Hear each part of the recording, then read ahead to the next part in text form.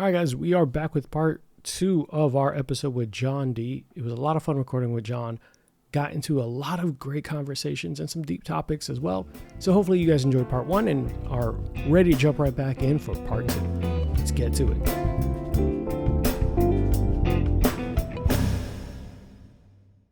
All this and all those people that if you care about someone or you like someone, you are willing to fuck with them. And you have to and I think that's the thing, and I feel like it's getting more universal, but like busting balls, busting chops is like a thing. And like I'm a firm believer, and you know this just from like you and I just like conversing, and obviously like even like fucking around back in whatever 10 years ago. Like I'm a big believer in like if you give it, you have to take it. And I can't tell you how many times like if anything, I will poke fun of myself more than somebody else. But my biggest pet peeve is like when somebody will give it and can't take. I'm like, I can't fuck with you. Then. No, like bro. that's my literally my biggest pet peeve. It's like, okay, then like you're not a friend. It's cool, but then like I can't fuck with you because, like I said, I will be my biggest. Like somebody will get on me, I will then like double down and get on me myself. But if you're not and people take offense, and I'm just like. Okay, I guess like it's equivalent to like a buzzkill. It's like, all right, well, you kind of fucked it up. Yeah, I have a friend. We're gonna move back onto the Ponzi scheme, but because this is all gonna be bonus features. Anyone who's listening to right now, this is exclusive to Patreon. This fuck around and find out a portion of this episode. I have a buddy. I love the kid. I've defended him multiple times. He used to get fucked with people, but I always felt like he was like an innocent. Like, I'm like, stop fucking with George. Like, leave him alone. I would defend him. And one time. Because he started working from home, he's like, yeah, Arthur got chunky. He's like, he's gained weight or whatever. And I was like, I have defended you so many goddamn times. And he's like 4'2" or something. He's not really 4'2". So I like put my hands on my knees. I'm like, listen, little guy, if you ever talk to me with that kind of disrespect again. Yeah. So from that point on, I've sent him Santa helpers, memes. I was like, hey man, I'm gonna miss you for December. If you need anything, you let me know. I can help with the toys. Yeah. It's like, I know that you got to travel up north. Like, are you good? Do you need a ride to the airport? Like, how you get in there? He's like, fuck you. I was like, because he's opened that door. Because I'm like, that's the thing. You open Pandora's box. You can't like get upset now. Like I'm with you. I'm not the one. Then you can't fuck with that. Like I'm sorry. Our friendship was on the I will look out for you and be nice to you. You're nice to me. The moment you said we are now fucking with each other, that's and I'm a big believer in like to me like if I still love him like a little brother. I will go to bat for him. I can talk shit about him. Our friends can talk shit about him, but if a stranger chimes in, no. That shows like for me, for my friends, it's like, all right, here's the line. I'm gonna erase the line, draw a new line, and still cross it. But if somebody else does that, I will can kill you. Like that's my boy. We don't do that in my house. We do not. I can talk shit about my friends. You don't get to. You didn't earn that right. That's the rule. That's not a real rule. So back on topic, because John, you have a wife and kids, but you have to fucking at some point sleep because tomorrow's gonna be terrible for you when you wake up to twins screaming. We talked about kind of your businesses and everything like that, but there was a point where things did not go according to plan, and I think it's going to be an interesting story to go with. Do you mind talking about it? Not too in depth because we got some shit for the next features, but tell us a little bit about how you ended up in this Ponzi scheme as you self-proclaimed. Yeah. No, it was, I mean, not to be like kind of corny, but like very definitely dark time in my short life in this world, but short life. Yeah. So and it was before I met you. So this was like before I got into CrossFit. Really? So obviously this is probably why you didn't know about any of this stuff. So yeah. So this was, I'm trying to think, I want to say like 2011 to 2012 ish. So I sold my house in Staten Island. And I won't get into like super duper specifics, and Arthur and I will talk about why we're not getting into super duper specifics, but I'll kind of go high level. Long story short, my family, my folks, myself, my sister lost $1.2 million in a Ponzi scheme. And whoever's not watching the video, my jaw dropped. I did not know the number. Yeah, I purposely didn't. So Arthur and I, like, I kind of, and again, just being very real on Arthur's podcast, right? We talked about this high level. I said I'll talk about a high level, but like I didn't want to give specifics. But yeah, privacy and stuff. I completely understand. Yeah, like it's real, it's raw, right? So, And again, I pride myself in like, myself and my family work really hard to, have the money that we had. Um, and this was What was when the I left number Staten again? Island. Sorry? What was the number again? 1.2 million. Now again, that's not mine. That's my family's, Yeah, no, but but still, like yeah, that's yeah, it was generational money. yeah, so let's be clear. It got to a point like when people like, oh, rock bottom, like people like we were selling jewelry to pawn shops. Like I just want to be very clear. Like we were like I lived with my parents in Florida. Like when we sold our house in Staten Island, like all that money that we made, like that was gone. Like I was literally we had nothing. Literally nothing.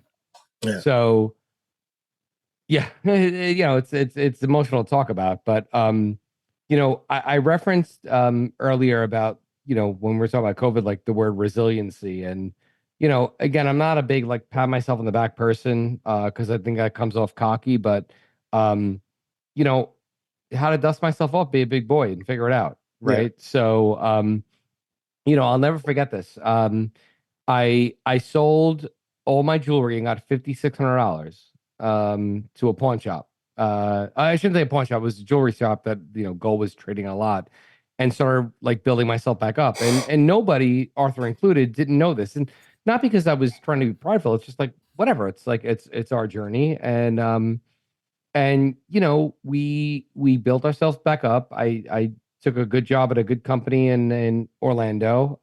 This is after still owning the restaurant, and ended up buying a house and doing really well now in New Jersey. But I say this because not to be the corny after school special, but you literally could hit rock bottom and recover. And resiliency is everything. And I think it's just being savvy, being financially savvy, having a plan, sticking to it. But yeah, it sucked. It absolutely sucked. It What was what was the not something scheme? we planned. And yeah, sorry, go ahead. What was the scheme? So We're not digging super deep, no, obviously. not at all. So here's what makes it worse is the it was a family friend Fucking. that we knew for 20 years. And I'll never forget like I want to say like it was a few weeks before he actually ended up getting convicted. I called him because I seems like things were going a little bit dicey here and rumors. And I'm like, hey, I'm hearing some things like what's going on? Oh, money's tied up here or there. And so now like I look back at it, like that call was on an FBI recording because then I'll never forget. I got a call from my sister. And she's like, hey, I need you to check the paper. And I'm like, what are you talking about? She's like, Joe is on the front page of the paper. And it was a $14 million Ponzi scheme. And he went to jail for 9 years. So yeah, I would have fun lost. stuff. Man, Yeah. man, that's heartbreaking. And I'll have more detail on that, but we'll get to that Yeah. later. But no, it was like I said. I mean, and again, I'm not one to ever pat myself on the back, but like I think it just should be a testament to anybody that like with the right amount of resiliency and zeal and whatever cool adjective you want to use, like you can come back from anything. You really can. Because I thought it was like couldn't get any worse, and now I'm sitting here living a wonderful life. My wife, my 5-year-old twins, Yeah. in Central Jersey. To those The, that listen from Jersey, yes, Central Jersey exists. yeah, It's our joke here. I mean, I guess And Central Jersey. and just living our best life, even though my hairline is horrible. You have hair, like hey, like I said. Oh, well, actually, Yeah. wow, the fact that I have the best head of hair on this podcast right now is amazing. Yeah, That's actually like you're a also win for drinking me. out of a shaker bottle. So listen, and you live in Central Jersey, like fucking armpit of America. Listen, do you want the joke or do you want the serious thing? Let's go serious. I've been joking the whole time. Let's go The serious. serious thing is, look, you won't pat yourself in the back, but as much as your homies will also shit on you, I will also praise you and uplift you. The amount of resilience and the amount of effort, work, and dedication to everything you've been doing, including the bringing up 5-year-olds, bringing up all that, going all through the personal stuff that you went through.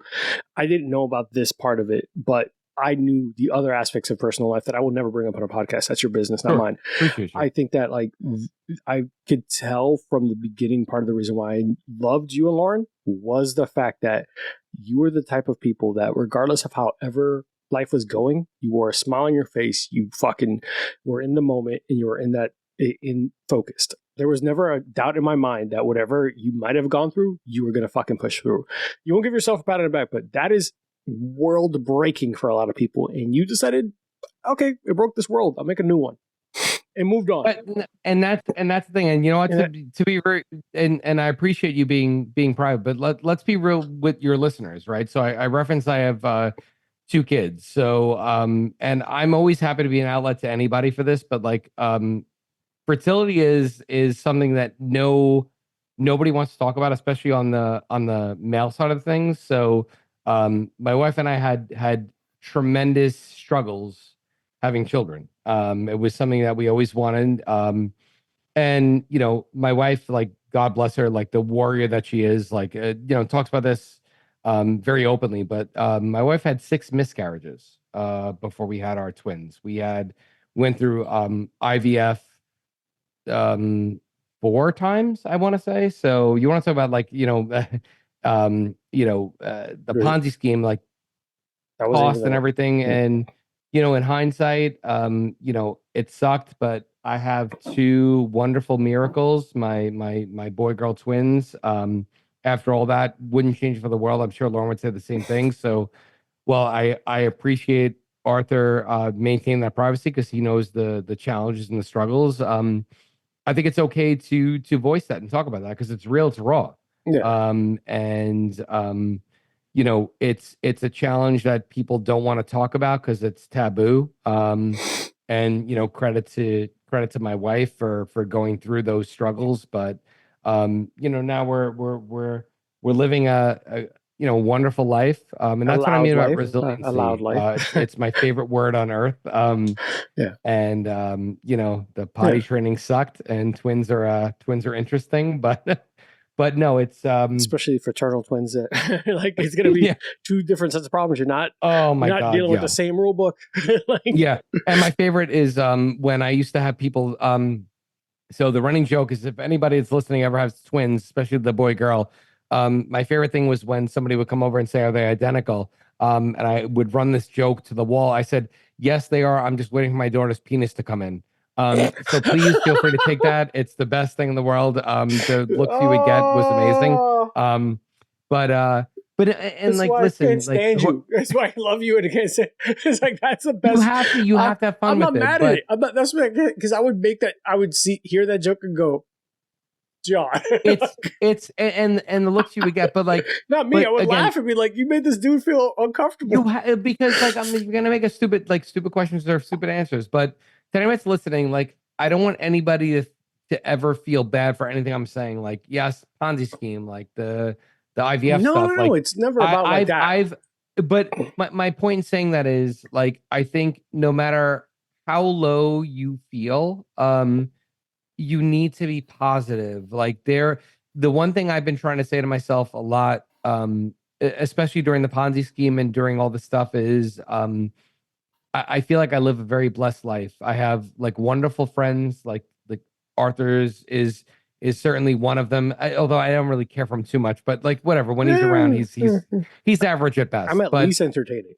He's there. But no matter what, there's people, you know, that don't know where they're getting the next meal. And I can't tell you what in a positive way a mind fuck that has been, because I'm just sitting there thinking to myself, okay, yes, I'm struggling to have kids and I lost everything, but I still have a roof over my head. I still know where I'm getting my next meal. Whoa. So, I think having that perspective is just so important. And I think we all take it for granted, myself included, multiple times, that I need to level set myself there multiple times. There are 2 ways of thinking of that too, though. Like I got to be fair about something. And I think that people don't do a good enough job. I don't ever want people thinking that their pain doesn't matter because someone else might be going through bigger pain. I agree. And I don't I never want people to say like, it's like when people like, hey, I'm exhausted, I'm a student, blah, blah. And a parent's like, you don't know what it is to be tired. That's not a fair thing to do. We are both our own individuals. Like, that's not fair. So just because someone else's pain might be in your mind bigger does not mean that your pain deserves less respect or attention. And I do respect and appreciate the fact that you're being vulnerable with the IVF and the infertility and how that struggles. And that's a very personal thing. And it's, in my mind, not talking about it isn't fair. Mm-hmm. I never want to put anyone's business out there. Yeah, I appreciate you saying that. Yeah. I think it's important for people to understand that, like, when one of the things that, and this is, fuck, someone's going to be mad about this, I can't stand is when people see someone's like, oh, why don't you have kids? Blah, blah, blah. Not your fucking, oh my God. It's not your fucking business. Like 1,000%. At the end of the day, it's not your fucking business. Yeah. But I don't think people are always comfortable saying that, and that's why bullies, bullies, people like me exist. Because I'll tell them, not your fucking business. Yes. I'll make it really awkward. It's like, look, I owe money to the mob, and the first thing that they want is my firstborn, and I'm not trying to pay that. And unless you want to give a baby, look, if you want, we can work this out. You can give me one of the eggs, and we can do this to make it weird for them, because that's just who I am. But I do think it warrants attention that there are people going through struggles that you never know. Mm-hmm. You and Lauren were arguably one of the biggest, smiley, happiest people in the world I've ever met. Yeah, you could be dicks, but that's part of your charm. That's part of the joking aspect of it. They're big personalities. Love these people. They're going to be invited to my wedding. I love them to death. And the part of the biggest regret of them moving is I didn't get to go with them in their bag. Like, you're like, hey, I want to go. But he's a Jets fan. But we'll get there. We'll get there. Oh, good Lord. But I do think that it warrants attention that very often keep that in mind. You don't know what someone's going through. Mm-hmm. It's like 1 in 6 people globally are affected by infertility. It's more people than people think. And the number of people realize, like, it could be male, female. It's insane. Because when we vocalize this, the amount of people same struggles. And I really like what you said too, because I feel like 3 times today I've impressed you, and I don't know if you know how to feel about this. I feel like you're concerned. No, but I think you said, I'll tell you, I think you said something important, because it's the one piece I left out. Like, I gave the caveats, like, people don't know where they're getting the next meal, but like the one thing, like, I want anybody that's listening to realize is, like, it's okay to, if you work hard for what you do, whatever it is, like, it's okay to feel vulnerable. Yeah. Vulnerable. I can't even speak. Yeah. Vulnerable. It's okay to feel that really fucking you like up, there's, yeah, like, but like if you have those feelings, there's nothing wrong with that. Yeah. And I think, like, for us, that was kind of that like mental chess game I was playing with myself, because I'm like, oh, like I'm sitting here, I still get to sleep in a warm bed, I get to like have a warm a good meal, but like and I felt guilty about being angry. It's okay to be angry. Yeah. It's okay, because like you should have feelings. You shouldn't feel guilty for those feelings. That's a normal thing to do. You can feel how you feel. You're allowed to feel that. When you are wrong is when you are starting to wish someone else worse because you have it bad. When someone's like, oh, well, I had to go through this, so you have to go through this. Yep. Or you have no idea. That's not the fucking thing. You're allowed to to go through your struggle. Someone else can go through a struggle and move the fuck on. I am not here to tell you how to feel. That is asinine. I've never I've never been in your position. I could say, well, I have this in common, but I've never been that person. Shut the fuck up. They could feel how they feel. Every once in a while, you have a whiny crybaby is like, I didn't get fucking tomatoes on my sandwich and I wanted it. It's like, shut the fuck up. That might not warrant stuff. But when people are going, because that's happened, I've heard more than one person. It's like, my food or listen, Karen, move the fuck on. Scrape the mayo off. Shut up. Fucking go. There are things that warrant attention, but when people are going through real life things, it is not a one-up instance. It's not nothing like that. It's like, I'm allowed to be in my moment and be in my shit. Yeah. Yeah. Like, I might not have the problem with poverty. It's okay. It's okay. Yeah. But I think that you bringing up infertility is a big fucking deal, because people don't pay attention to it, because the expectation, and then there's the social constructs, and we're on a whole different thing. This is all bonus features. But the social expectation is that you want a white picket fence, the nuclear family. For all of you young cats who might not know, I don't think any young cats are listening to this. A nuclear family is a son, a daughter, a dog, a cat, a white picket fence, a house, and a 2-family income. Tell me the last fucking time you saw that in real life without a bunch of shit in between. Yeah, where it's because a faithful, happy household, and all this Nickelodeon. It's the Nickelodeon thing, and that's the rub. It's growing pains. It probably exists. Who's the boss type of shit? Well, not who's the boss. Who was the babysitter? What is Tony Danza doing? We gotta talk about Tony Danza. But it's unfair to compare yourself to some cookie cutter experience that you'll never have. I am not TV. I am not the perfect nuclear family. I'm not that. And so it's unfair to discredit and discourage and talk down to people. When people decide, hey, I don't want kids, it's not your fucking business why. My thing is like, that's your journey. Cool. Like, do you like that? Like, it was always our thought, like my wife and I, like, we want to have kids. And to your point, like, I agree. Like, it used to like literally like eat us inside. Like, oh, you don't have kids? Why? And because I can't. The thing. How awkward is that for them? Yeah, like we got to a point where like some people made it awkward. And here's the thing, like the caveat I'll say to what you said is I agree with everything you said. I think with your close friends, but like your close friends probably know what you're going through. Like that's different. Like it's strange. Yeah, like I'm talking about Lauren and I are not shy about our journey. Like we try and do it to help others, and like anybody that knew us well. Like even Arthur, because he's a gentleman, was like being very coy about, like, he knew. Like my friends know. But that's why I wanted to open up, because I feel like, especially like, not to make this a male female thing, but like I think for guys, for future dads, I feel like it's just not talked about. And like I always tell all my friends, like, without mentioning names, I have one of my really good friends is going through the same thing, and I always tell them, like, listen, I'm an ear, like, let's hang out, whatever, like, talk if you need an ear, because it's the taboo thing. And not, listen, it's much harder on women than it is on men. I will argue that point till the death. But it's a mental mind fuck for men. Like I could tell you, like, I can't tell you how many times I cry myself to sleep with this stuff. It's fucking horrible. And pride is not a crutch for me. But it's talk about it, make it therapeutic, be real, be raw. And to me it helped. And hopefully it helps somebody else. I think you hit on a couple things there. I think as a wanting to be a father and all that stuff, I will tell you, there is a point where someone to me tried to make a point, because I've chosen that I don't want children. And that's okay, by the way. It's a normal. But John, you would be surprised. I don't think you'd be surprised. You don't even know how many times it is questioned about, like, why and what's wrong and blah, blah, blah. I know. Unfortunately, I get it. Which, whatever. That's your decision, and regardless of your reasons, it's nobody's fucking business. Period. Here's one of the things that's always pissed me. Two things have pissed me off. It's someone one time said, "Do you know how many people wish they could have kids?" And I looked at them and was like, "It's not my responsibility." Like that. What you just said.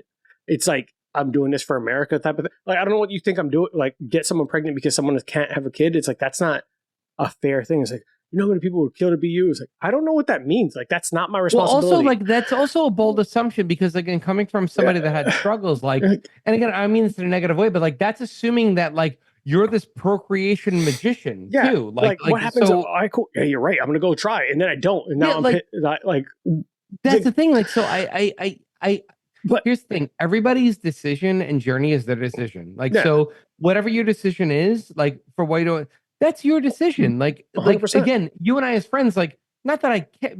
I don't mean it's negatively, not that I care, but like, we could have a conversation. Oh, really? What? And you and I could probably have not now, but we could probably have a conversation. But like, I would never like. That's your decision. That's like why I'm a Jet fan. And yes, insert joke here. But like, it's any conversation. Like, that's your decision. And okay, cool. Like, you're my boy. I support whatever you want to do, as long as it's legal. Yeah, of course. Thank you. I've said that multiple times. As long as you're not hurting anyone. Listen, I'm gonna look at the camera. Like, as long as you're not hurting anyone, and as long as it's legal, as long as you're not Drake fucking grooming children, I 100% support your happiness. Okay. That's exactly what it is. Like, that's what I don't get. Why people have a visceral, weird reaction. You want to hear the second thing I get so many times, and I've come up with a response that people are like, "Fuck you." They're like, "But you would be such a good dad." And I would, that I agree with, but I would never judge you for not having kids for that. But I do. But in fairness, I will tell this to your listeners: like you 1000%. Not that I'm trying to change your mind, but you would be. Let's be very clear in that. I'm sorry to interrupt you, but that is 1,000,000,000,100,000,000,000,000% true. But my response is almost always, I would also be a really good janitor. I don't want to do that either. That's a good rebuttal. That's a good rebuttal. I'll be fantastic at cleaning toilets. Don't want to do that for the rest of my life either. No, but that's your choice. And regardless of what your reason is, that's your choice. Yeah. And if your partner agrees, if Ro agrees with that, then we are on the same. Who is anybody to question that? Yeah. And like on one aspect, you could make the argument that like, oh well, our good friends do that. Okay, like good friends have like difficult conversations, fine. But when it gets to a point where it gets uncomfortable, then it's like, all right, we set our reason, like stop pushing. Yeah. That's when I think it gets weird. All my friends' move on. Yeah. And all my that's when you know that they're good people. Yeah, they're good people. Because they're like, all right, they don't bring it up like, again. They never say it again.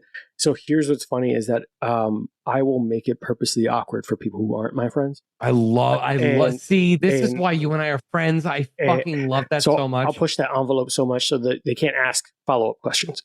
And if they do, it's just going to get deeper weird. It's going to get more weird. We are going down this dark hole. If you want to, we'll do this. And I'll start talking about random shit. Like I will fucking, like, it's all true. Like I'll bring up multiple real reasons, and you and I can talk off air about it. Like I'll bring up real reasons, and they're like, "Oh," I'm like, "Yeah, no. If you want to, you want to know more," and they're like, "No, you know what? It seems personal." It was like it was personal from the beginning, and you got in it, dude.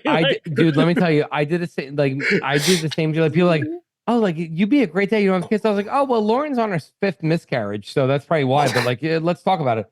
And like, dude, when you talk about like, you want to talk about wide eyes, I'm like, I guarantee you. Like I in headlights, and that same motherfucker didn't say a fucking until the kids were born, bro. They're like, oh, congrats! I'm like, and again, like I gave you hints, I gave you ways out, but if you want to continue to push, and I'm like, yeah, we really want to have kids, but the 5 miscarriages is making us question it. That the dude was like, I'm like, okay, bug eyes, here we go. I've had friends who've lost children, and it's heartbreaking. Obviously, outside of you and Lauren, and I don't wish that on my worst enemy. No, it's the worst experience in the world. Like it is heartbreaking, and I could never. And one of the things as a non-parent and person who's never been interested in having kids is one of the things is I don't hate it. I think it's tough to say like, hey man, I feel you. I have no idea what it is to go through what you're going through, but I could be here, make jokes, and pour alcohol. Exactly. If that's all I could do for you, I would do that for you. Yes. And if anything, like as you know me very well, like I'm all about like trying to like I'll poke fun, like dark humor, like that's me. That's like I try and like laugh. I think I alluded to this before. Like I'll be the first one to poke fun at myself. Like I'll look at myself in a mirror and like whatever, have fun. That's what makes me kind of get through the dark times. And again, going back to what I said, even with the like Ponzi scheme. In the grand scheme of things, in my 45 years on life on this earth, like the good by far outweighs the bad. I've had my peaks and my valleys sucked, but my peaks have been amazing. And I like to think I'm at a peak right now. And just trying to think of what's next. You. Is that about me? I appreciate that. I got you. I mean, that's why I want the shirt. I want the hat. I'm like now, hanging out with Arthur. But that's the thing. It's like you have to look for the positive stuff in life. There's people that are a lot worse, but it's okay to have negative feelings. It's okay to be real. But in the grand scheme of things, like we're all blessed. If you're listening to this podcast, odds are you are blessed.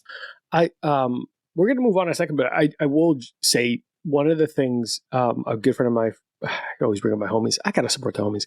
No, please. I had a friend, Danny.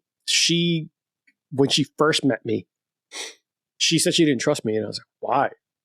You're way too positive and too happy." And then I found out, no, that's just you. And now I realized, no, I fuck with this guy. Like I like this guy a lot. He's actually great. And I'm like, yeah, I like, look, I would never tell you I'm never get angry, but what I won't do is allow someone else to occupy too much space in my head. I love that. Yep. Like I will not allow you to have that much power over that. So I was like, yeah, cool. You pissed me off. I'm angry about it. I got better shit to move on to. Yeah, exactly. Or I got bigger fish to fry. Or I got fish to fry. I hate that phrase. I don't understand why we're frying so much fish. I'm not even like seafood. What kind of fish is it? Yeah, I guess that's $1 million question. Is it mahi? Mahi? Listen, all I'm saying is that is pretty good fish. But she had said that to me. And I was like, "No, man, I don't like lingering on negative. Yeah. Like if you allow that, because what does it do? Yeah, what does it do? And if you let it break you down, like it's hard to come back from you. Because 100%. guess who will always outsmart you? You. Guess who will always out fucking logic you? You. Guess who will always put you in a position where you're like, shit. No, if you just allow yourself to go down that hole, it's hard to get out of. So all I ever do is, all right, cool, that sucks. And I move on. Move the fuck on. Mm-hmm. I have other shit to deal with. I will either solve the problem or move on from the problem because I can't solve it. Why am I staring at it like, why is that house on fire? Oh, I gotta go over here. Like, I gotta go call somebody to fix it. I can't just stare at it. The house is still on fire. What I do with this, it's not gonna help shit. I don't know. That's the way to think about it logically. But when all else fails, think logically. But I say it because Danny was like, "Oh, you're always too happy." Like, I love her. I adore her. She's awesome. Her and her husband are cool as shit. But when she talks about it, when we talk about how like I forced my friendship on her, because I just kept calling her, "Hey, what are you doing?" She's like, "Who is this guy?" I was like, "Hey, what's your weight?" Because we were peers and we worked in the same company. I was like, "Oh, you're right up the block, so I want to establish a relationship." She's like, "What the fuck is this happy-go-lucky motherfucker doing calling me?" I was like, "I want a friend." And she's like, "Fuck you." And now she's like, she's like, "We're friends now." I was like, "Yay!" like a fucking dopey child. But I'm constantly the person who wants to like speak about like the positive about it. It's like let's focus on what I can control, have fun, get some drinks. Part of the reason why I even made this show was a good I think we talked off air, and I say it with every guest. I'm emulating that moment where you're in the backyard with your friends drinking and you start getting way too personal, having way too much fun, but you remember that night forever.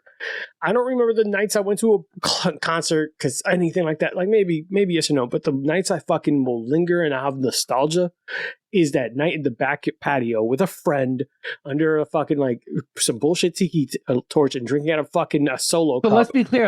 I want to be clear with the analogy you said because I think that it really resonated because it's exactly what you're saying. And to all the listeners, what Arthur said is he's like, it's that moment where it's like, 2 a.m.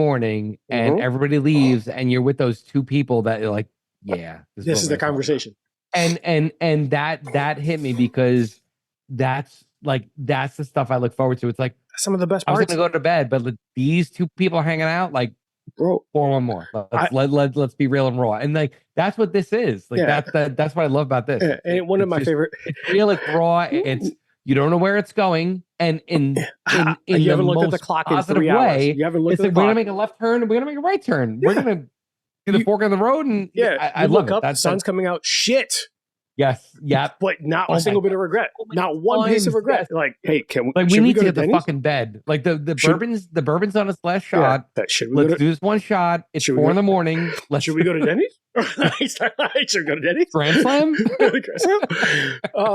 But I appreciate you being vulnerable about it and going through all that. And like, but that this is all bonus features. I love it. I'm not mad about it, John. So don't ever even think about I'm mad about it because you've given me so much shit for people to pay for. Listen, because I got bills. I want to do this. I want to keep my card. Give me a second. I got bills.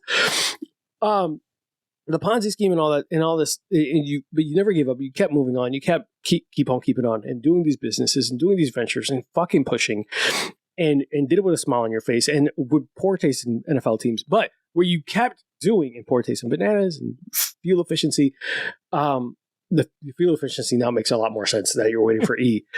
Dark humor. You can't be mad at me. You can't be mad at me. I'm waiting for E because I have no choice. Damn it.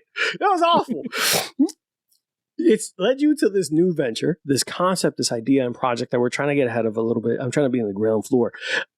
This podcast that you're thinking about starting, and I know you have a partner in it. I want you to tell us about it, but it's a finance podcast, correct? Yeah, sure. So let me don't reveal all the secrets. They got to pay for it. This is it's like you're Biggie Smalls and there's a crack. A lot of young motherfuckers don't know Biggie Smalls is the fat one from the New York beef. No, so East Coast, West Coast. No, I appreciate the time. So my buddy, so obviously, as you probably heard, as I mentioned, I have twins, and I live in New Jersey, and my neighbor who is two houses down, ironically, has boy-girl twins that were born a month almost to the day my twins were born. So we became friends pretty quickly. But so to Arthur's point, we started talking, and my buddy had a podcast called Listen Money Matters, and did really well. At one point, total 3 million downloads. At one point, 80,000 listens a week. Was doing really, really well. And, as we talked about kind of throughout this episode, is life happens. Between him having children, COVID, etc. Took a little bit of a pause, and we just started talking, and he's a good friend of mine. And when I heard about this, and he's just, super savvy in creating websites, etc. And, I'm, as you heard from the Ponzi scheme, able Resilient. to be resilient and, come up. So we're looking to relaunch it. Again, it's listenmoneymatters.com. We have a newsletter, hoping to relaunch this in February, but it's been on hiatus for a few years. But hopefully we give it kind of a 2.0. So, would welcome everybody to check out listenmoneymatters.com, sign up for the newsletter. And again, I know there's a lot of financial podcasts out there. We're not anything trying to be anything with special. 3 million downloads. Not many with yeah, that. Yeah. I mean, obviously he knows what he's doing. I like to think I could add a different spin to it. But hopefully folks find it informative, and sign up for the newsletter as well. But again, we're looking for 2.0. He knows what he's doing, and I'm hoping to add some flair to it. So so stay tuned. I'm going to give you credit for where you didn't give yourself credit for. You said you lost over $1 million, and then you bounced back and made money and made another business and made another business and made more money. So if anyone I could probably want more financial advice from is someone who had a 1 point something million negative balance and now made it, because that's a win. Because people were like, yeah, I have generational money and this is how you can make money. I don't trust that, dude. We're not on the same page. Hey, I came in with a fucking 400 credit score and I made this work. That's the guy I want to follow advice from. The guy who's like, hey, I lost $1 million because someone fucked me. It wasn't my bad choices. Someone stole from me and I bounced back and made that money back. Guess who I'm taking advice from? Not the hedge fund baby. No, I appreciate you. Yeah, and again, the podcast is not. We're not doing a podcast to say we're not like, hey, sign up. For 30. No, it's similar to what we're doing now, where me and my friend are having fun. Obviously, before. How often? Yeah, but before we start this, I mean, Arthur will end up being certainly a guest on one of our shows. So but for sure, hopefully same listeners find it interesting. Again, just stay tuned to listenmoneymatters.com. We try to make it fun, talk about investing, etc. And the newsletter will come out with like tips, tricks. What's the newsletter going to look like? Absolutely. So if you could sign up for the newsletter right now. We did try and make it fun. We actually have another one of my friends who's in on it is trying to get savvy in investing, so he could be kind of the beta. So we try and make it more fun. It's not, again, kind of the greasy, no offense, Grant Cardone, but it's it's not greasy stuff in terms of like, hey, pay us this thing. We're trying to have fun. We're trying to explain some tips and tricks we learned along the way. If you gain some anything from it, great. But yeah, listenmoneymatters.com. Again, this has been on hiatus for about, I want to say 3-4 years. So feel free to listen to past episodes. And again, we're looking to kind of do the 2.0.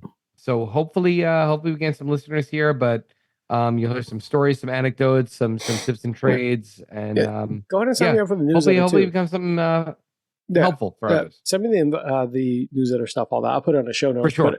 But I do think one thing that's important to highlight when you talk about greasy, there are motherfuckers out there. I'm scared to know where this is going. I'm going here. There are motherfuckers out there is like, buy my book of how to make $1 million tomorrow. Oh, and no. It's like, God, no. And it basically it's like, buy this book and I make $1 million because you No, that's like that's what I'm saying. Those are the greasy fucking shysters that are running around. Is like, yeah, and that's the thing. Like, again, no offense to like the Grant Cardones out there and the others. It's like, hey, pay this. It's like, listen, myself and my partner on the podcast, I would love to lie to everybody and say we're worth like 30 million. No, nowhere near that. But I think we've done well. We've been resilient, and we're hopefully going to give some content and some things that just speak to just your everyday person about how to be smart, whether that's I think one of the things financial savviness, not necessarily exactly. Like I talked a little bit of Elon, but I talked a little bit about the Ponzi scheme. I again detail on that. Happy to talk about like how to purchase a house in this market.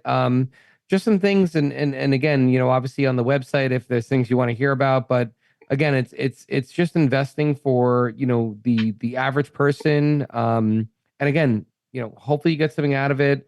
We're hoping to do anywhere from 30 to 45 minutes an episode, and like I said, we have I want to say 3 in the holster right now. We're looking to record more, and again hoping to kind of release January, February ish. But again, listenmoneymatters.com. Subscribe, and like I said, I would say within the next few months, my boy right here will be definitely on the pod as well. I will tell you how not to invest your money in whiskey, because it's so whatever he says, just do the exact opposite. One of us is that's spoiler episode 4. Episode 4. One of us is drunk and one of us is making good money. I'll tell you which one I am on that show. On that episode. Stay tuned, motherfuckers. But I think it's awesome though, because you're coming from a more relatable thing, because there's a certain level of and I'll say this, intimidation, where you think it was like how to make millions, like Dave Ramsey's like invest everything, pay all your little bills. You should not have a single bit of joy. It's like, okay, well, that's not really motherfucker. I could have told you that. It's like the debt snowball. I could have told you that. Like, what are you really telling me? But Dave Ramsey does make good points, and I understand that a lot of his like stuff is grounded in great logic. And some people need to hear logical stuff. And it's very often, I will say this because I know there are at least a couple few listeners are like, well, if everyone knew logic, yeah, I get it. There's a reason why we have fucking safety instructions on Pop-Tarts, because someone's an idiot. So there's a crowd. Someone probably got sued. Yeah, someone got sued. We're not going to get into the McDonald's hot coffee thing because that was legitimate. Oh my God. That was legitimate. That lawsuit was legitimate because 1.2. Yeah, but it was legitimate because they put it at scalding hot so they could keep old coffee longer. Like it was like to the point where it's like fucking volcanic hot.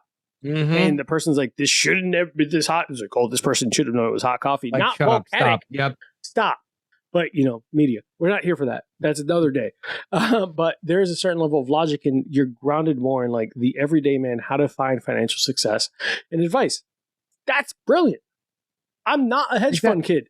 I might want to help navigating. There's so many online resources, so many things online for me to figure out how to fucking buy a house. And we want to make it simple. Yeah, we want to make it very simple because, Google one thing one time, there are 800 fucking... Who's the last time you went to page 3 on Google?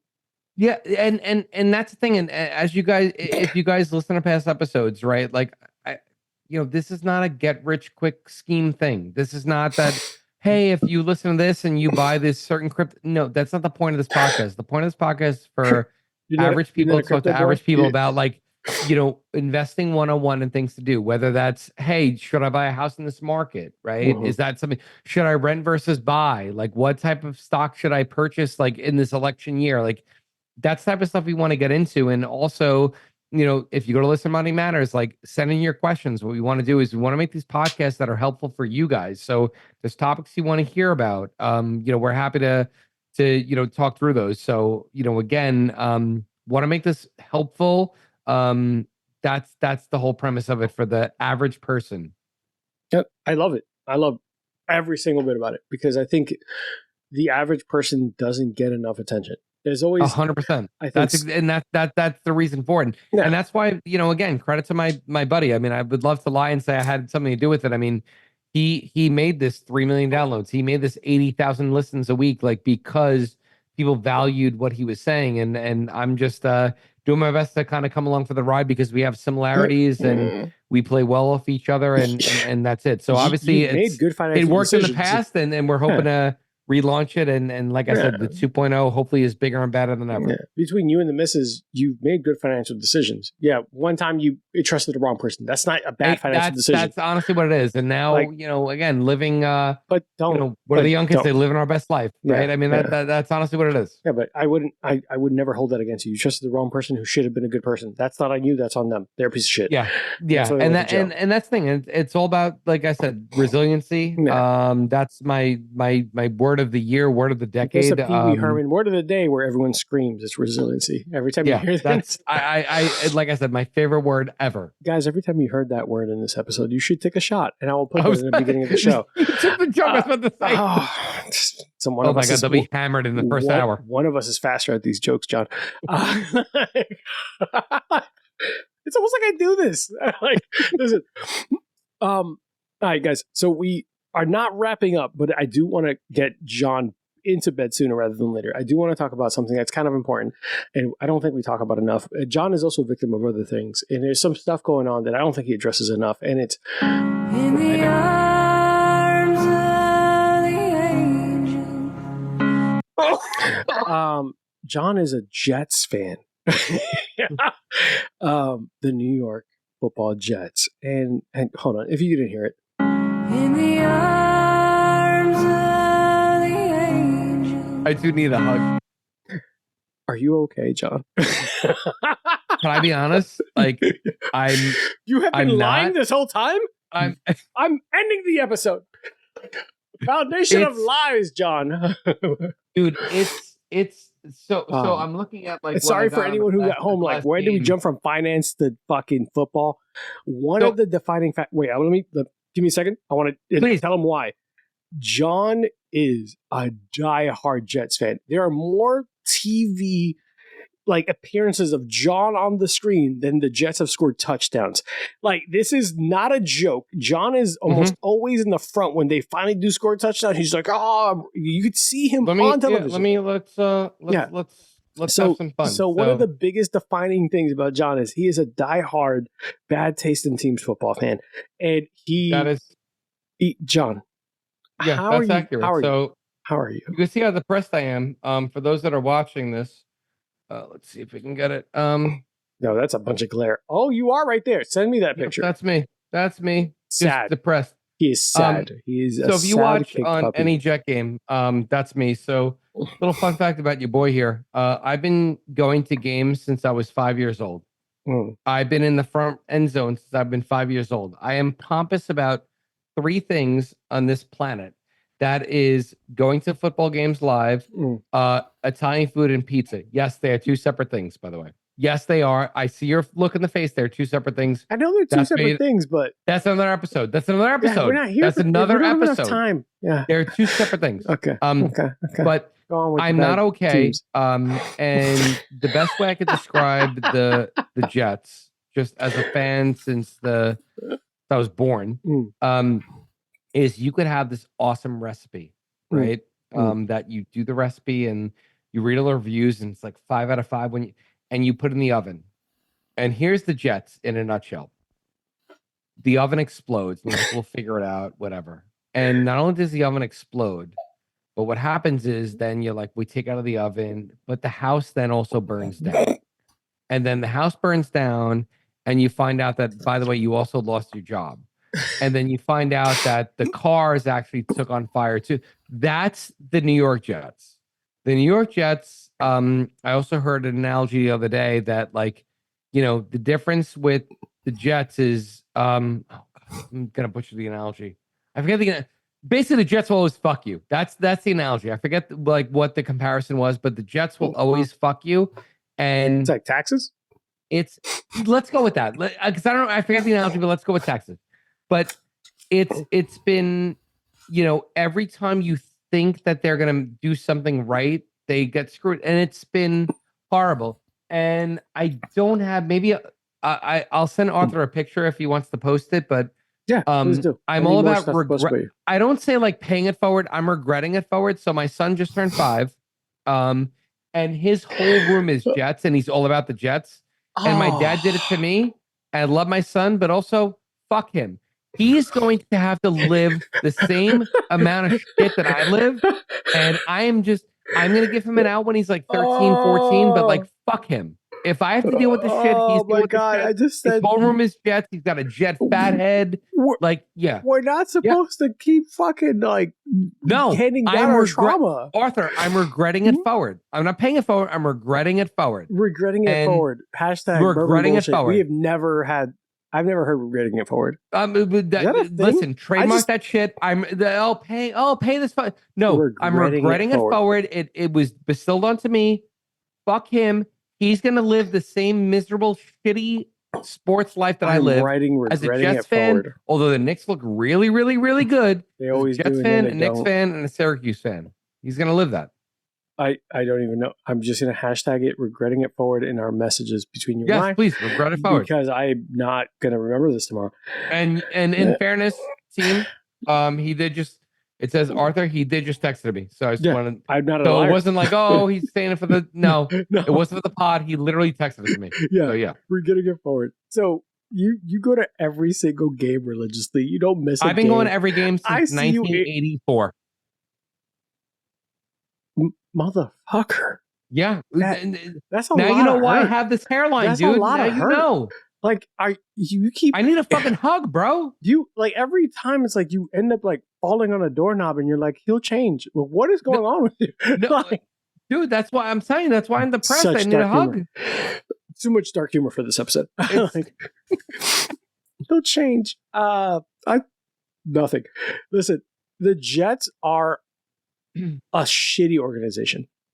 No argument. Yeah. I'm not here trying to have a rebuttal. I'm not saying you're arguing. I'm saying like, I'm sorry. You're stating matter of factly. Yeah, just matter of fact. I'm not trying to argue about it. I am stating like, hey, it's 10:48 p.m. The Jets are a horrible organization. Accurate. I'm waiting for the false statement. That's not one. No, we're not going anywhere with that. I'm just saying I'm sorry. Negative. This is an apology part of the segment. Yes, this is I'm sorry. This is an intervention. Yeah. We the whole show's been a ruse. We have your friends outside. Come in, Kevin. I just started reaching out. People walk in. John, we love you. I don't know why you keep going to the Jets games. I'm ready to go to rehab. Yeah. Where it's a Bills of only type of thing. I'm a Chiefs fan now. Oh my God. You and Tay aficionados. No, but I do think it's fun though, because like live sporting events, all jokes, live sporting events like just hit different, right? Like even if your team is doing terrible, something about the atmosphere, something about being there, something about cold weather games. It's loyalty. Yeah, it's but loyalty. Also, as much as we kid around, it's loyalty. Like if you don't, but like you also, if you're not loyal, what are you? Yeah, but it's like if you're a fair weather fan. All right, welcome Detroit Lion fans now for the last 4 years. I love it. Oh, the Lions like hats on like. Bro, you were born in Hackensack, New Jersey, but like you're a Lions fan. Okay, right. I'm not gonna lie. I root for them because I love Dan Campbell saying I'm gonna bite kneecaps. Oh, I'm rooting for them. I'm not. I was always a Barry Sanders fan because it's one of my favorite. But like, so I'm one of the things. Jets don't have I'm rooting for them, but like at the same time, like I say, I'm a Lions fan. I'm gonna tell you what the three things made me like root for them. Amon-Ra St. Brown saying, I remember every wide receiver that's drafted before me and using that as fuel. I was like, that's my dude. That guy, I would go to war with. It's savage. It's because savage, he's like, and I respect it. There were these many mistakes before me, and he is not wrong about 95% of them. He was a beast. Devin Duvernay was drafted before him. Who? Yeah. Jalen. Who? Like, then I love Dan Campbell's like, I'm a leader we're gonna bite the kneecaps off? Yeah, I'm gonna bite their kneecaps off. I'm a leader of men. I'm not gonna lie to you and tell you I'm an offensive coordinator. I'm not gonna lie to you and tell you I'm a defensive coordinator. I love that, dude. I'm a leader of men. You want fun fact? Jets interviewed him and went with Todd Bowles or no, you didn't go with Todd Bowles that year. Gase, I forget. But Adam yeah, Gase. they went with Adam Gase, like, which is fucking dog shit. He was terrible. Yep, but that's the Jets. They always make the wrong decision. But I like that. Like, so that was two. And the third thing was when they started focusing. They were one of the few teams who valued the running back position. They said Montgomery looks really good as a number 2. He's a 1A. They're 1B, 1A. There's no 2. They are both, when they called each other Sonic and Knuckles, I was like, I fuck with both of these guys. That's the weirdest ass name ever, but like I kind of got it. The because sad one thing is speed and one strength. Yeah. It made sense. I'm like, okay. I fuck with them. Yeah, I fuck with them, and I root for them because there was a big disparity about how people were treating running backs. We're not paying running backs because they might end up like Todd Gurley. Well, if you work them like you did Todd Gurley, yeah, they're going to break down. Like, yeah, there might be a lot shorter shelf life, but I promise you, Todd Gurley was probably worth more than Trevor Lawrence ever was. Like, I promise you that David Montgomery's probably like Saquon Barkley's better for your team than Daniel Jones was, and that was matter of fact. There's a bunch of things that just rooted for like you need a running back. You need a good run game, and I respect that position. I think as a human being, if they get hit and they get contacted every play of the game, and the reason why their shelf life is that by 27 they're done, they should get paid. Well, that's the thing. If you look at like the top 3 running backs, right? It's what? It's Derrick Henry, it's Josh Jacobs. Who gave up on those 3 people? And ironically, the top 3 teams on 3 of the top teams in the league. Like, to be fair, everything's cyclical. Everything's cyclical. Like now, it's a pass. I'm not saying that in terms of running, but like running backs are now important. That's proving that. Now, let's see what happens in the Super Bowl. But like, if the Eagles end up winning the Super Bowl, or like it's Eagles Ravens, I guarantee you, running backs are going to start getting paid again. All of a sudden, it's like everything always comes full circle. Everything. One of my favorite things, I know that people are listening, is like, I don't like football. Skip ahead. Like 15 more seconds is fine. One of my favorite things about that is that Jerry Jones said, we're securing a running game and we're going to run. And they didn't want Derrick Henry. And Derrick Henry went to the Ravens, and even at 118 years old for a running back, he is booming. Saquon Barkley, who was like, he's injury prone and always whatever. You want to know why he was injury prone? Because the Giants only had him. The Giants only used him and nothing else. So you know what happens to a body that gets destroyed every single play? It gets destroyed. Like, that's what happens. Yeah. All that to say, like, there's something about that atmosphere. The Jets have made some bad decisions, but I still think that there's so much fun in going to Jets games. I live in Florida, which means Jacksonville, Tampa, and Miami, which are all terrible. Well, Tampa, Laser Mayfield has been balling out of control, and Tua, I don't know if he knows where he is. But there's you want to hear a fun fact about Miami. So obviously by the time it's posted, it's going to be a moot point, but so today's the 6th. I'm actually flying down on Sunday for a day trip to Miami to see the Jets game because my dad turned 80 and me and my sister got him tickets to the Miami Jets game. He has no idea I'm coming. So I am flying into Miami at 6 a.m. on Sunday. I'm flying home at 9 p.m. I'm coming back at 1 a.m. So if anybody wants to see, I don't know what my tickets are. My sister bought them, but I will be in Miami to watch the Jets probably get blown up by 30. If you have a third ticket, call me. I'll be there. Yeah, I don't know why I'm going. I'm stupid. If you have a third ticket, call me. I'll go just for shits. I will. Honestly, I should get you a ticket and we should drink in the parking lot because I don't know why I'm going. I don't know why. I will tell I got a boss that's pretty cool. I'll tell her, hey, I might be late on Monday. If you get a ticket for fucking Sunday football, I'll go. I don't give a shit. Guys, you might see me on TV for no good reason. With the bourbon and bullshit. We'll do shots of maybe whatever is in this. I don't know. Don't worry about it. I'll bring something good. Because we're going to need that. Guys, we're going to close out soon, but I do want to talk about the last and most important piece of all this is that we could only do these shows and we could only do these things because our spouses allow it. There are 2 pretty strong influences in our lives. And by strong, they're scary. That's so not doing them either any justice. No, that's not doing a single bit of justice. Lunatic. My fiance, my friends will still double check that I've asked her before I throw parties at my house or do anything at my house. I haven't thrown a party at my house because she's like, I don't really want to be around too many people. So I haven't thrown a party in years. Her and Lauren, that's why her and Lauren are such good friends. Yeah, that's why they get along. Because it's like, we're cool. I don't have to talk to you all the time. But we're always great. But your significant other will go online and correct people's grammar. She will. I love her. This is not a knock. I absolutely adore her. She will literally go and we'll go out to dinner and she'll be like she won't go back to a restaurant because there's a misspelling in a menu. And like, I think I told you this, Arthur. I forget if I told you this. I think I did, but like one of our really good friends.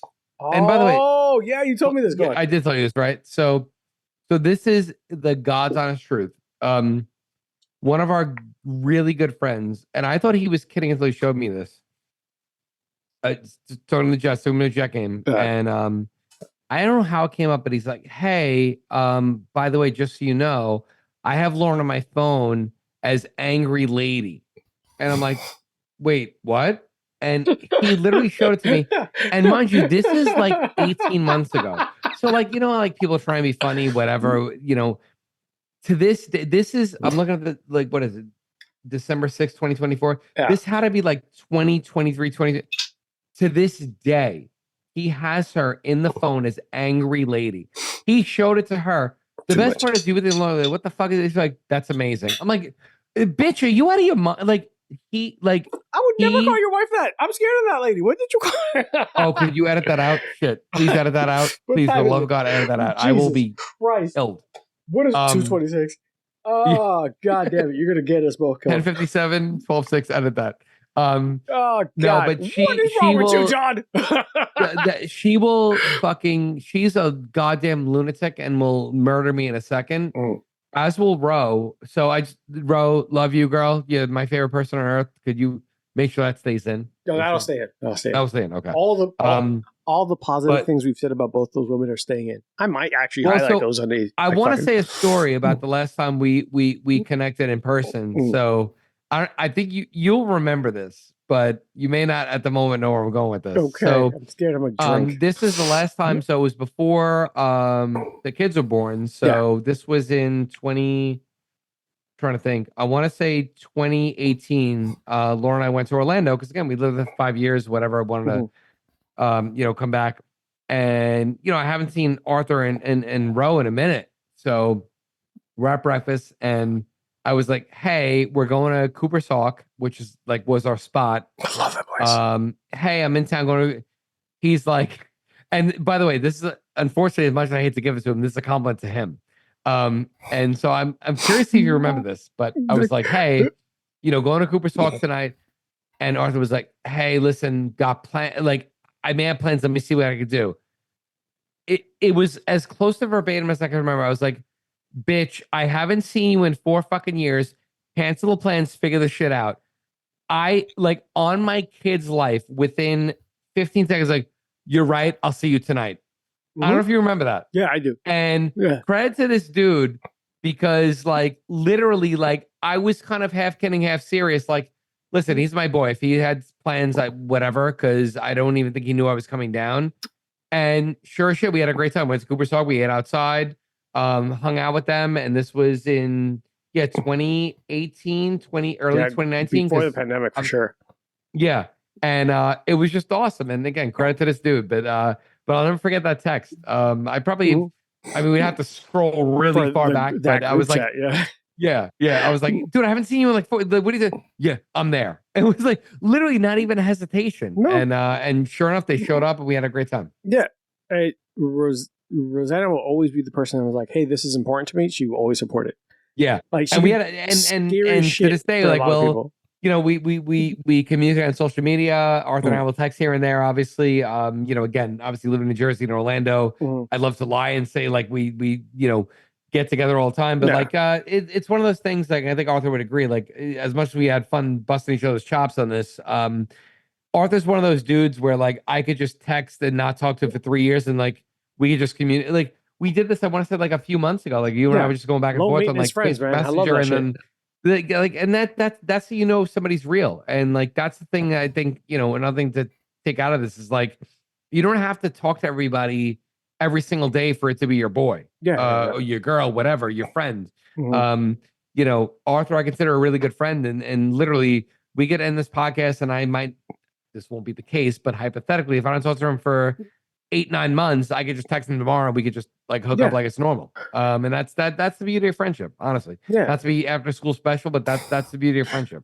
Guys, this episode is brought to you by ABC, Silver Spoons, and all. No, 100.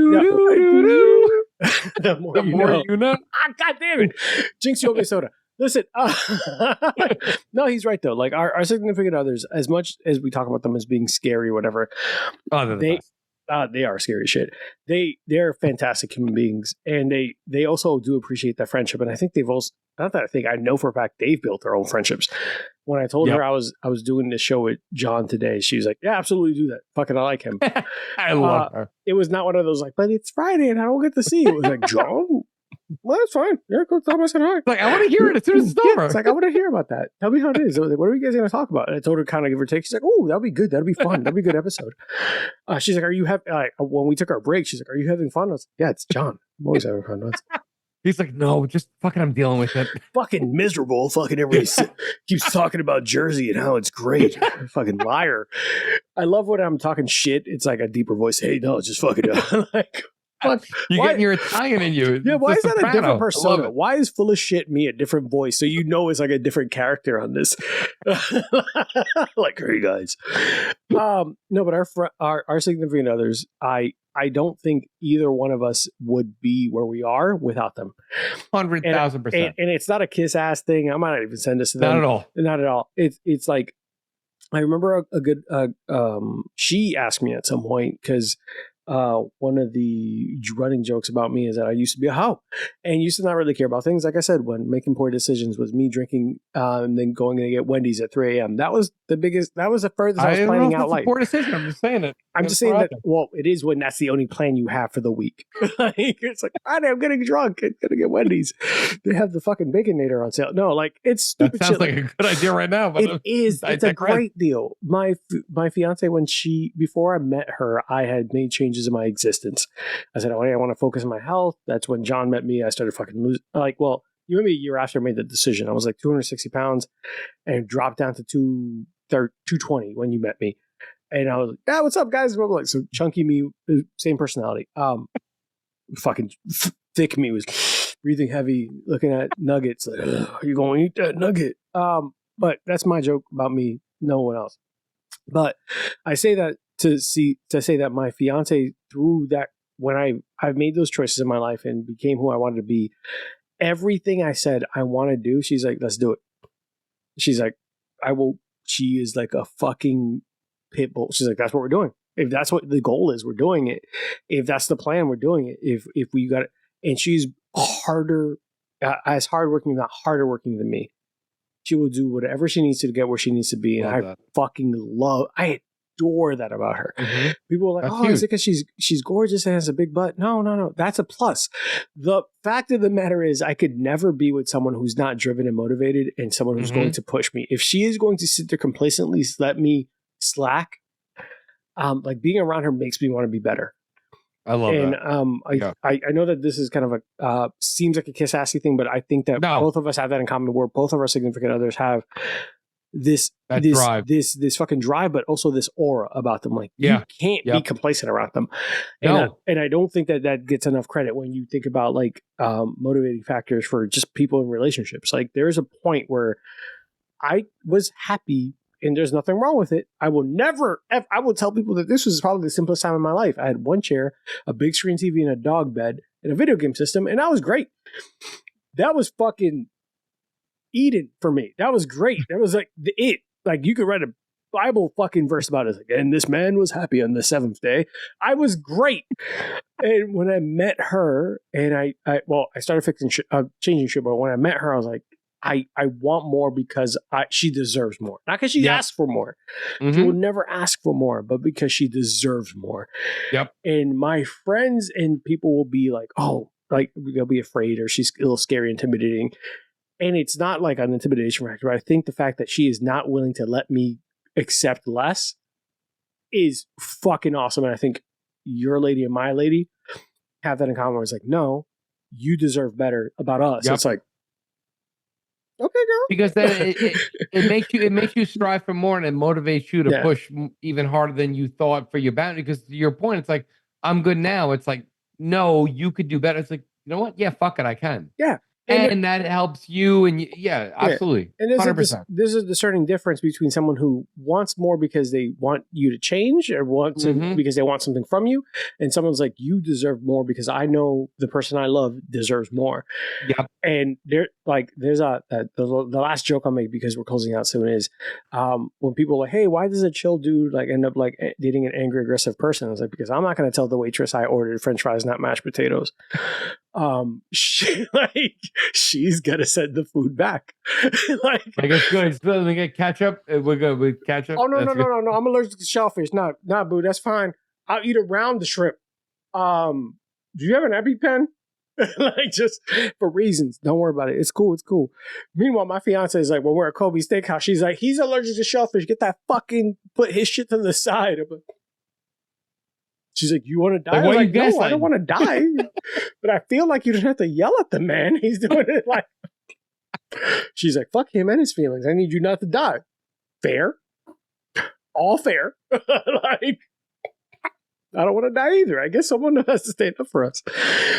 But Lauren, anything you want to give her a shout out for? Because I'm going to send this to her. Just being an amazing mother, amazing wife, pushing me to be the best I can be. She's the greatest. She's the greatest. Yeah. I'd be knowing her and being with her for looking at the year 2024. I mean, did you have to check since 2002, John, 22 plus years. Do you have to check the year? Did you just have to check the year? Is that what I have to look forward to at your age? Yeah, I wanted to see because I was trying to remember. We've been together. I was questioning between 02 and 03. We met in 02. We got engaged in 03, 04. I'm going to fuck up. Whatever. Been together 20 over 20 years. Okay. I will cut out the rest of you not Please, knowing the relationship. Edit the fuck out of this thing. This is fucking one. Jesus, I'm not going to edit that because I'm going to send her that exactly. But that's awesome, man. I think that makes it's funny, but there's a lot of fun in that. Like we've gotta. I think male, female, husband, wife, husband, partner, whatever you want to do, find someone who will make you want to be a better version of yourself, and that's going to be a deciding factor in everything. That's everything. Yep. And part of the reason why I want to do this because I think that you and I both have that in common with our significant others and how they have been tougher than us. When we would work out, you and I, you're like, oh, she has to do extra. Our buddy Andy. Oh my god, she's a fucking lunatic. Yeah. Like fun fact, I was saying to somebody today, in my house, we have 2 treadmills, a fucking rower, a rogue bike, a rogue rig, like 500 pounds of weights. And like, so like, even if I like try and be lazy, I'm like, oh, it's cold outside. Like I have no excuse. We have 2 treadmills. 2. One in the garage, but when it's cold, we have one in the basement. Yeah, I trust me. I wish I was kidding. I know your face. I want to. I don't know it myself. I don't even have one. I have outside because I live in Florida. Yeah. Well, that's the thing. I live in fucking Jersey, so it's what is it now? 20. Let's see what. I was going to say that you get mugged in Jersey because it's fucking the armpit of the United States, but I get it. The weather. It's 28 degrees. You said hey, like I mean, you didn't correct it. You're like hey. Don't state facts to me like they're insults. I'm just making a point that I'm upset. That's it. That it's true. I'm not disputing the point. It's like, hey, 27 degrees. Like I remember the other day, my fiance is like, hey, you haven't, weren't you supposed to edit today? I was like, yeah, but I'm watching football. She's like, you can watch football and edit. Do you have to hear the game? I was like, I love how also football is like, especially like coming up now with like college football ending. It's going to be Saturday, Sunday, Thursday, Monday. It's like 4 days a week. I'm a pro football person, but she also knows that's what matters to me more than college because I'm from New York. So what college football did I really watch? Listen, I went to Syracuse for my MBA. Like it's not college football in the Northeast. No, it's not a thing. It's listening. It's not like Penn State. It's never been a thing and never will be a thing. I will die on that hill. Yeah. But NFL, that's a thing. Yeah, that's a NBA, thing. That's a thing. Baseball, and debatable. I tell a buddy of mine that he's a big Georgia Bulldog fan. He's like, the University of Georgia is like, the doesn't matter because half of them don't make it. The doesn't care. They don't make it. The me doesn't give a shit. Yeah. The I don't care. The bye-bye. But I just want to give them credit where it's due, because I think both of us would probably be worse off if it wasn't for that. I mean, I wouldn't be where I am right now. I mean, I would be stacked because fucking chunky happy weight is a fucking thing. There are not many myths, like, oh, the abominable snowman is like, no, you get fat when you're fucking happy. Yeah, that's real.